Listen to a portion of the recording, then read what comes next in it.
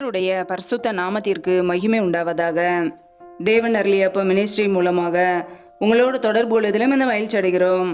இன்றைக்கும் இந்த நாளிலும் தேவன் நமக்கு கொடுக்கிற வார்த்தை நீதிமொழிகள் 28ஆம் அதிகாரம் 20ஆம் வசனம். உண்மையுள்ள மனுஷன் பரிபூரண ஆசீர்வாதங்களை பெறுவான், ஐஸ்வர்யவானாகிறதற்கு தீவிரிக்கிறவனோ ஆக்கினைக்கு தப்பான். ஹல்லேலூயா. கிறிஸ்துவுக்குள் பிரியமானவர்களே, கர்த்தருடைய வார்த்தை சொல்கிறது உண்மையுள்ள மனுஷன் பரிபூரண ஆசீர்வாதங்களை பெறுவான் என்று. பிரியமானவர்களே, நாம் தேவனுக்கு பிரியமுள்ள உண்மையுள்ள ஜனங்களாய் வாழும்போது முழுமையான ஆசீர்வாதங்களை நாம் பெற்றுக்கொள்ள முடியும். ஹல்லேலூயா.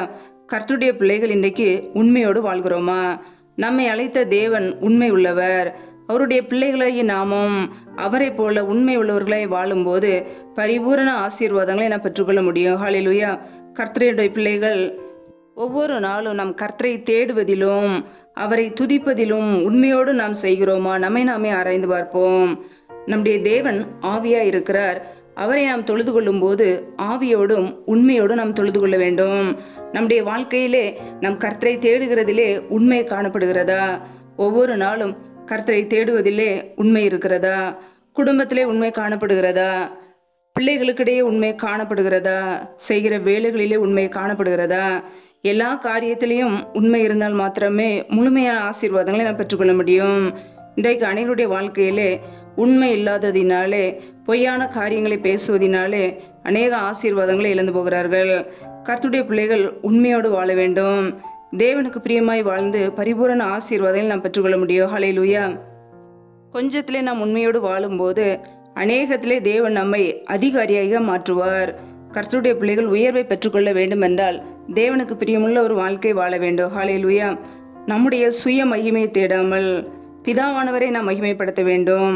நம்முடைய வாழ்க்கையிலே நம் உண்மையோடு உத்தமத்தோடு வாழும்போது கர்த்தர் நம்மை பரிபூரணமாய் ஆசீர்வதித்து பெருக பண்ணுவார். ஹல்லேலூயா. ஆனால் குறுக்கு வழியிலே ஐஸ்வர்யத்தை பணத்தை சம்பாதிக்க வேண்டும் என்று தவறான வழியிலே நடந்தோம் என்றால் கர்த்தருடைய தண்டனைக்கு நாம் தப்பித்து கொள்ள முடியாது. கர்த்தரின் ஆசீர்வாதமே ஐஸ்வர்யத்தை தரும். அவர் நம்மை ஆசீர்வதிக்க நம்ம இடம் கொடுக்க வேண்டும். பொய்யான காரியங்களை வெறுக்க வேண்டும். பொல்லாங்கான காரியங்களை விட்டு விலக வேண்டும். உண்மையோடு உத்தமத்தோடு வாழ வேண்டும். உத்தமமாய் நடக்கிறவன் ரட்சிக்கப்படுவான். ஹல்லேலூயா. கர்த்தர் நம்மை பரிபூரண ஆசீர்வாதங்களை கொடுத்து வழி நடத்துவார். ஹல்லேலூயா. கர்த்தர் தாமே இந்த வார்த்தையின்படி உங்களை ஆசீர்வதிப்பாராக. ஆமேன். நம்மை நாமே அவருடைய சமூகத்திலே அர்ப்பணித்து தாழ்த்தி ஜெபிப்போம். ஜெபம். எங்களை அதிகமாய் நேசிக்கிற எங்கள் அன்பின் பரலோக பிதாவே, மை துதிக்கிறோம், ஸ்தோத்திரிக்கிறோம். அப்பா, இந்த நாளில் கூட உடைய வார்த்தைகளோடு எங்களோடு பேசினீரே, அதற்காக ஸ்தோத்திரம். இந்த நாள் முழுவதும் எங்களை பத்திரமாய் பாதுகாத்து கொண்டீரே, அதற்காக ஸ்தோத்திரம். ஒவ்வொரு நாளும் உண்ணவும் உடுக்கவும் தங்குவதற்கு இடம் கொடுத்து எங்களை பாதுகாக்கிறவரே மை துதிக்கிறோம். அப்பா, பிரயாணங்களிலே போகும்போதும் வரும்போதும் எங்களோடு கூட இருந்து ஆபத்தான காரியங்களுக்கு விலக்கி எங்களை பாதுகாத்தீரே, மக்கு நன்றி.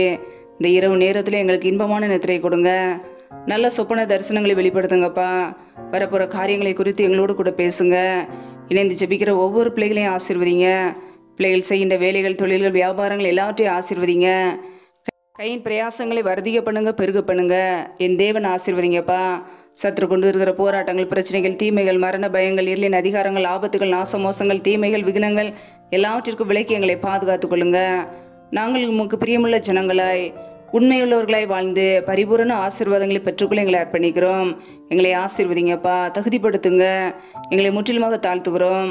யாரெல்லாம் திக்கற்ற பிள்ளைகளாய் தனிமையோடு வாழ்கிறார்களோ, கணவரால் கைவிடப்பட்ட ஒரு சூழ்நிலையிலே யாருமே இல்லாமல் கண்ணீரோடு வாழ்கிறார்களோ, என் தேவன் அவர்களை ஆசீர்வதிங்கப்பா. திக்கற்ற பிள்ளைகளுக்கு நேரே சகாயர்.